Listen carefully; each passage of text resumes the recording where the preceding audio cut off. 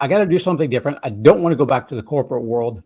Finally got a hold of a franchise consultant who knew they existed. I did not at the time. And he helped me kind of narrow things down, streamline it, got me into my franchise. Did that for a couple of years, enjoyed that. But what I really liked was what that franchise consultant was doing, which was working from home. So I didn't have to go driving around anywhere. And you get to work with wonderful people all over the United States and actually all over the world. So I went back to him and I said, I want to do that. Teach me how to do that. And that was 12 years ago. Haven't looked back since. Welcome to Be Bold Branding, where we discuss the power of differentiating yourself through your own unique story and standout personal brand. What if you could walk right into a business opportunity where every detail is mapped out for you, complete with a virtual blueprint to success? Well, that scenario actually exists, and it's called franchising. Today, we're speaking with Greg Mohr, a former corporate climber who has achieved financial freedom through franchising. Greg actually began his entrepreneurial journey, by the way, by creating his own business at the age of 10. He's been named Franchise Consultant of the Year twice and has a Wall Street Journal bestseller about franchising. Side note, Greg is also a BrandFace client. And today we'll be learning about how he rose to success in the world of franchising and his thoughts on his personal branding journey. Greg, welcome to Be Bold Branding. Thank you, Michael and Tanya. I appreciate you having me. Absolutely. We know you've got a wealth of knowledge and we've got limited time, unfortunately. You know, we have interviewed so many entrepreneurs, thousands, through this podcast. And the one thing that is a common thread is between all of them is usually they become very young entrepreneurs. So you're starting a business at 10 really intrigues us. You want to tell us just a little bit about that and then how you ended up in a franchising space? Oh, absolutely, Michael. So yeah, back then when I was 10, I would have to say my family didn't have a whole lot of money and didn't have a lot of excess money to spend on things like I wanted to spend money on. So some of the things I had to do without. So I realized about that time that it was time to start figuring out how to bring in some money myself. So I back in that day when I was 10, aging myself here a little bit, but you used to be able to take in the Coke bottles or I think they were Coke bottles, Pepsi bottles for 10 cents a piece on there, which was just astronomical back in that time. And then aluminum cans were still worth a lot back then. They may be still worth a lot now. But I would just go around to businesses and collect the bottles and cans from them that they were just going to throw out anyway because they didn't want to take the time to do it. Collect those and then take them down to the recycling center. And our little town had a recycling center on that. And then after a while, some of my friends saw me, what I was doing. And so I incorporated some of my friends into that as well. So we started our own little business where we all went around together and we hit up different stores and we go collect the bottles and cans and on the weekends. And then every weekend we turn them in for money. We had a pretty huge collection in the garage. And then we just had had our bikes and little baskets and little carts in back and just biked them down to the local recycling center and it just took off from there. That's awesome. That's awesome. And you had a paper route too, right? Yep. After that, a few years later, when I was allowed to have a paper, I don't think at 10 I was allowed to. I think I had to hit 13 or something like that, 12 or 13. But then I went on to become a paper route person. Yep, for the Daily Democrat in Woodland, California, back in that day. And so I deliver papers usually after school on that, and then weekends in the morning. And that was back in the day when you'd actually go around from door to door, knock on the door and say, collecting for the Democrat. And you'd collect the money for the Democrat and turn in the portion that went to them. And you kept your portion. And it was a really nice business, a whole lot of fun and good exercise too. That's awesome. Actually, the enterprising thought process of something that is already there and not being utilized. And you're like, wait just a minute, they're just going to throw it out. I can get them to put it in a box and I can come get it and make money. Just drop that, pick it up. Money laying there on the side of the business there. What the heck? Yeah, I love it. Oh yeah. Well, take us on just a little bit of your career journey, Greg, and kind of how you ended up. It's fascinating to me because we know this story already, but how you ended up in the franchising space. You actually had a lot of time in the restaurant business, but walk us through a little bit of that. I did, Tony, quite a bit of that. So then after the paper out thing, which was pretty decent money, then it was time to, when I turned 16, time to get a real job. And then back in my day, when we got jobs as teenagers, we was generally in a fast food place. And Mine just happened to be Taco Bell for whatever reason. I think I knew the owners, or they were hiring at the time, or both, something of that sort. But I got into there. I started moving up in the Taco Bell world, and eventually became a manager and got to manage the restaurants. And it turned out I was working for a lady named Kathy, who actually owned 50 Taco Bell restaurants throughout the Woodland, California area where I was, in Sacramento, California area. So I went around and I helped her build up her teams throughout her different restaurants that she had. And she was a master franchiser for Taco Bell with her 50 restaurants that she owned. Good time. I love that. Decided to move up again in the restaurant world. So I went to work for a company called Lyons Restaurant, which is kind of like an upscale Denny's restaurant over in Northern California area. And I moved up in that one as well and became general manager of Lyons Restaurant.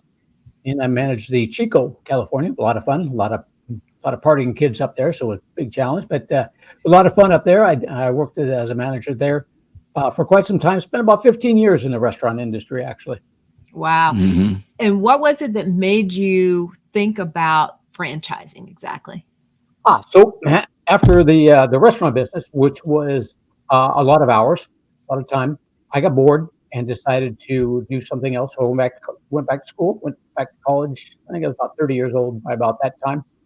I had a degree in electrical engineering and physics, and then a master's degree in business.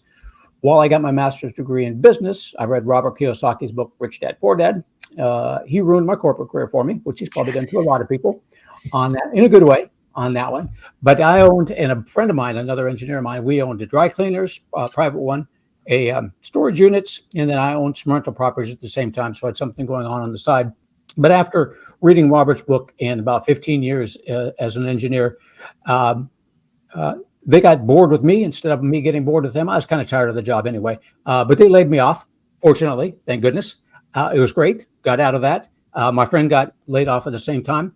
So I said, I got to do something different. I don't want to go back to the corporate world. I said that franchising thing was real cool. Already owned my own business, already done a few businesses myself, but I had to do everything ourselves when we did the dry cleaners, which was really kind of challenging on that.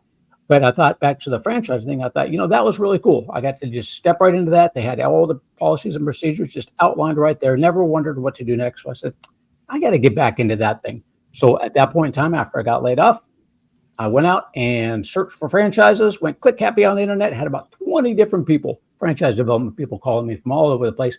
Finally got a hold of a franchise consultant who knew they existed. I did not at the time. And he helped me kind of narrow things down, streamline it, got me into my franchise, which was a Schooley Mitchell telecommunications consulting franchise. Did that for a couple of years, enjoyed that. But what I really liked was what that franchise consultant was doing, which was working from home. So I didn't have to go driving around anywhere. And you get to work with wonderful people all over the United States and actually all over the world. So I went back to him and I said, I want to do that. Teach me how to do that. And he got me into that organization at the time. And that was 12 years ago. Haven't looked back since. Oh, fantastic. Yep. Very eclectic career, Yeah. and yet always sort of Oh, yeah. surrounded, with that same thought process, right? That franchise thing was always just knocking at your back, wasn't it? Just constantly. Yep. Yeah. Always. So what are some of the common misconceptions about franchising? Well, most people, when they come to me, when they look at franchising, they're thinking about the brick and mortar type franchises. So, Michael, Tanya, when we're out driving around, that's what we see all the time. We see the McDonald's, the Taco Bells, Meineke, Mako, Supercuts, Great Clips. So everybody's thinking that it's got to be a big brick and mortar franchise, big investment, and you got to work it full time, which is just not the case. There are many different franchises that you can get out there in any industry where you can do it semi-passive. So that's one. Don't have to do it full time, 10 to 15 hours a week. Manage the manager, manage the profit and loss statements. Just depends on your management skill and style, as how many hours you'd be putting in there. So many different ones that you could do semi-passive. It does not have to be a large investment. Those brick and mortars, $250,000, $300,000 on up from there is a general investment because you got that big build out. Basically, you build it and they will come is the general theme on that one. And franchises will help you find a great real estate location on that, A+, and they'll get you into that. Now, on the other end of the spectrum, we have what's called the services industry. And that's where your clients don't necessarily know you exist until they need you. And in those, you're looking at around $150,000 investment, give or take. You're generally either working from home, or your manager is, or you get a small office on that one. And it really doesn't matter whether you get into service industry versus brick and mortar as far as how much money you can make. All the franchises are really looking for you to make a good six-figure income or better on those for the most part. There's some that don't, but for the most part that they do. So it's just a matter of which type of franchise that you see yourself in that you feel better about. Okay, that explains a lot. Now, what clients are you best suited to serve, Greg? Like, who would come to you and say, "Hey, help me"? Ambitious entrepreneurs looking to get into a great franchise, or business owners who are looking to flip their business into a franchise as well. If you're going to get into a franchise, you've got to be, first of all, a little bit on the risk averse side. It is a risk. It is a business. You are getting into it.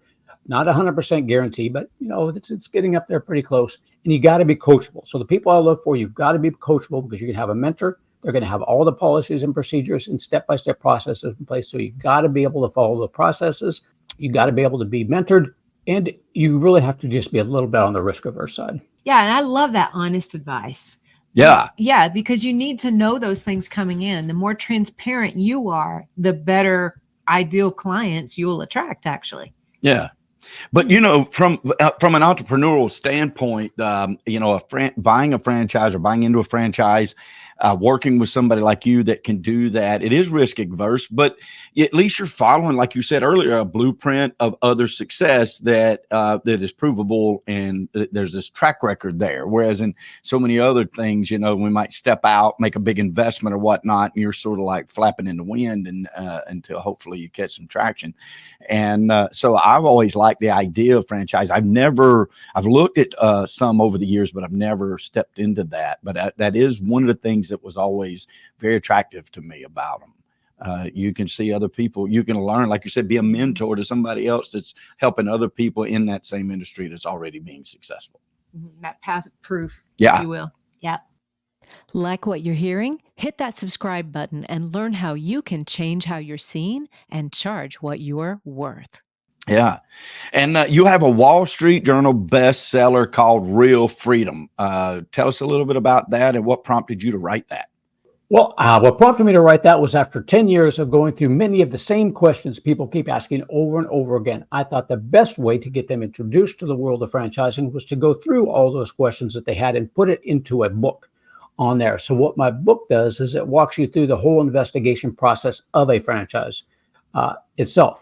So we'll go through there step by step as far as what you and I would go through to look into a franchise, or if you do it yourself, or you just go through the book and you could do it yourself by looking through there on that. So we're going to go into, where have you been? So, what do you bring to the table on that? What are your skill sets?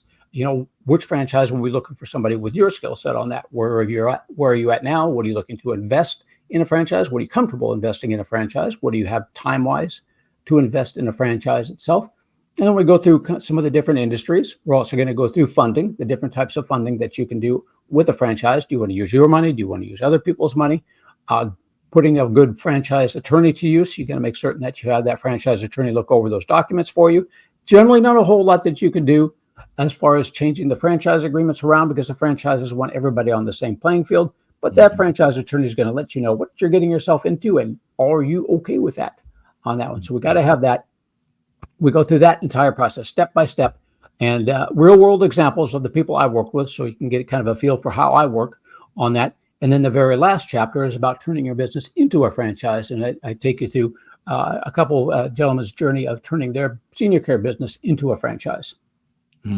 Oh, fascinating. And I can imagine that even if you don't want to necessarily turn your business into a franchise, it's got to be hugely beneficial to look at how that's done and read through those steps of even franchising, because you learn so much about the systems, the processes, and the right way to do things. Mm-hmm. So your book is really so valuable to people, just even beyond people interested in franchises, in my opinion. Yeah. It's good to have options on that. So just keep that in mind. Not everybody that I work with goes through and gets a franchise. There are plenty of people that are just go through the process. They're looking at it, they're like, no way, I'm not touching that. Which is fine. That's the whole idea, is to get you to learn more, to have that option out there, and more about education on that.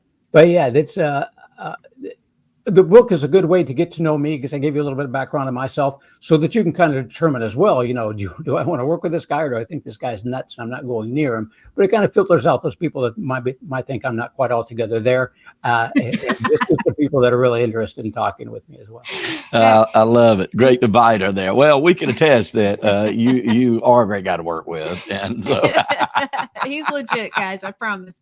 I don't want to put that question out about us. We might not have any clients. So I want to segue right now, Greg, as we mentioned earlier, you also have been through our BrandFace program, and we have the great honor of helping you build your personal brand. And the whole theme behind that was franchise fit or flip, which is those two things that you can really help people with. So tell us, why did you come into the program? What challenges were you having and you felt like, hey, this might actually be fantastic?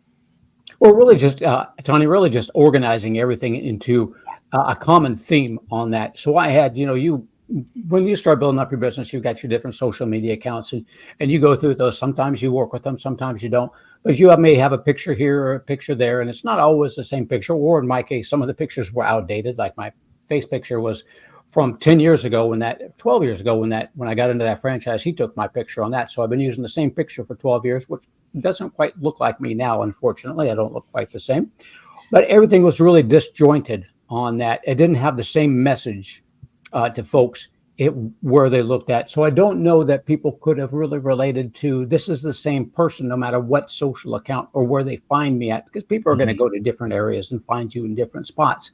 So I didn't have a really good theme going into it, where I can combine all those social accounts. So no matter where they saw me at, they know, oh, well, yeah, I saw that guy here and there and there and there.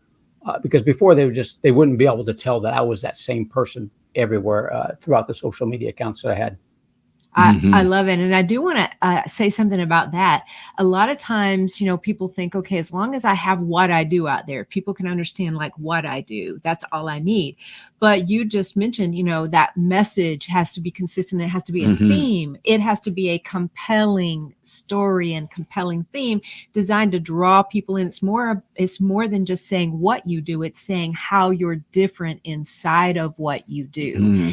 So huge. It absolutely is. And that was what was so fun working with you on, Greg. I really, really enjoyed that process. Yeah. Consistency of message is so huge. Yeah. Everywhere people run into you, because we don't always shop same place. And what did you have any concerns in coming in the program? And if you did, what were they?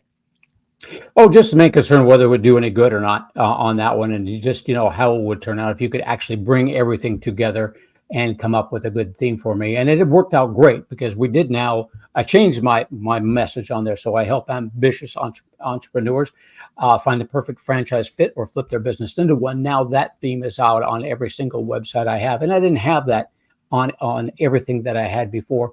And it definitely helped me with my website as well. But, the usual concern, if I'm going to spend this money on this and put this time into it, what's going to come of it? The theme every entrepreneur has, when they invest in something is, am I just making a donation or is this really going to be an advertising expense on that? How do I put that down on my tax records? I'm donating money over here, but nothing's happening. But it did happen and it happened great. And it's just amazing to see my picture and the same thing show up everywhere on that. So it was definitely time and money well spent on that. Yeah. And, one of the things I loved about you is your story, of starting out as early as 10 years old and the paper route and everything that brought you to this realization that franchising was just the way to go. And I enjoyed seeing that because we talk a lot about, about building a brand that has this human factor to it, right? People don't do business with a logo. They do business with a person. And so if all we know is this label or logo of here's what somebody does, that's just not enough in today's world where we have access to learn about anybody online anywhere in the world. And so standing out from everybody else who's also trying to serve the same customer you're trying to serve, that's huge. That's really huge. Oh, yeah. What was the hardest part of going through the program? The hardest part was writing the check. Other than that, everything else was just fine. There were no challenges at that point in time. You all made it. It's very streamlined, very straightforward. I was followed up with all the time on that. Every step of the process. Here's what we need you to do next. Have you done this? Okay, do this next. Now here's this one. Almost like a franchise. Exactly what here. What do I do? Step by step process. Always followed up on very promptly. So there was really nothing challenging about that, except for leaving my house to have to go get a picture taken, because I don't leave the compound too often, except to go shopping maybe once a week. That was the only thing that I had to do, was actually leave the compound to go get my picture taken at some stranger's house. Hey, and so many people listening to this podcast right now are going, yeah, that's the life I want. Yeah, exactly. It's so many people. What was the most eye-opening thing for you as you went throughout the process? That you actually came up with a good theme for me on that one. I thought that was you really. doubted us, Greg. Let me tell you. You challenged. You said, okay, here's the check. Here's the check. And you sweating as you're writing it, right? Yeah. And then here's the check. Now, you better do it, right? Right. I love this. This might be one of the greatest follow-up interviews we've ever had. Yeah, no, I love that. Because it really does give you one streamlined process, so that it's the guardrails, as we call it, to make sure that everything you do stays inside those guardrails and on brand and on point. So love that you picked that up. Mm-hmm. Yeah. Awesome. Greg, it's a real compliment to us from coming from somebody like you that has got great experience in franchising and stuff, to say what you did about us in the processes that we've put together, because streamlining that for everybody is something that's been at the top of our priority list. We always wanted that to be our goal, we can step people through this process, and branding doesn't have to be this scary thing at the end of the day, just because people don't fully understand it, or it's not, rightly defined in the workplace, if you will. So that's a big compliment. I wanted to thank you for that. Thank you for that. Yeah. Yes. My pleasure. How would you say that your brand's helped you already? People can notice that I'm in different places. So I'm actually picking up on people from different areas. Like you said, Michael, we don't all shop in the same area. So now when they pick me up at one spot, if they want to search for me and do a little bit more searching, then it's pretty easy for them to just be able to see that same theme, helping ambitious entrepreneurs find the right franchise fit or flip their business into one, and the picture on there. So now I've heard people that, saw you here, and then I looked you up, and then, I saw you all these different other places. So it's easy for them real fast to just pick up on that same theme, same picture, same all over the place. Like, I see you all over the place now. Okay. I didn't have that before where people said, I see you all over the place. Now they do. And they say, he's all over the place. Maybe I'll talk to him. I love it. And that's great. Omnipresent, giving you that authority. Mm-hmm. And I got to say, from working with thousands of different entrepreneurs, coaches, speakers, authors, real estate agents, vets. I mean, we work with all kinds of people. Tanya, of course, even more than the years that I've been involved with BrandFace.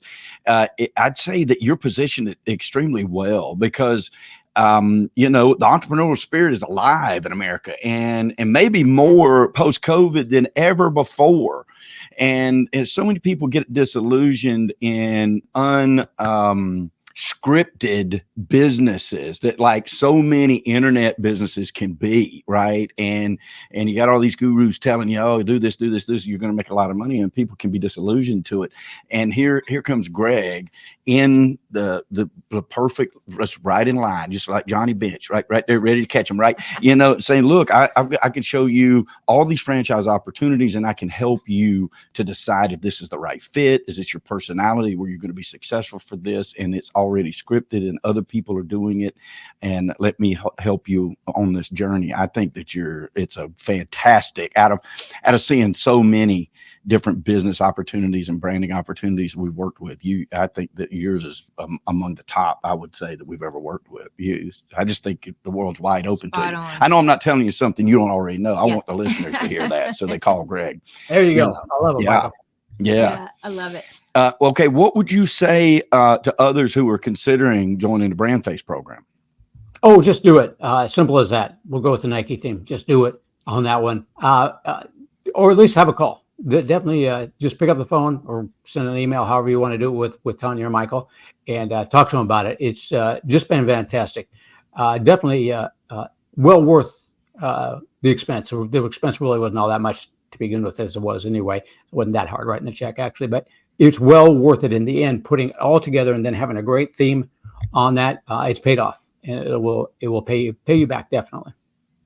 Oh, I love it. That's awesome. Tell the audience how they can learn more about you and connect with you if they want to work with you. You can go to my website, franchisemaven.com. That's franchise, MAV as in Victor, EN.com. Email me at greg@franchisemaven.com, or just pick up the phone and give me a call at 361-772-6401. Easy breezy. That's All awesome. right. Greg, it's been such an honor to work with you. I've enjoyed every moment of it. And of course, the trip is not over. We're still on this travel journey together. Absolutely. Thank you so much for coming on the show today. Thank you for having me, you two. It's been an honor and a pleasure. Ready to change how you're seen and charge what you're worth? If you're not getting enough opportunities to meet with ideal customers, or the prospects you're meeting with just aren't ideal, it's most likely your brand that's holding you back. So if you're a coach, consultant, or expert who is on the rise, you need our ultimate guide to a freedom-based brand. Download it free now at brandfaceguide.com.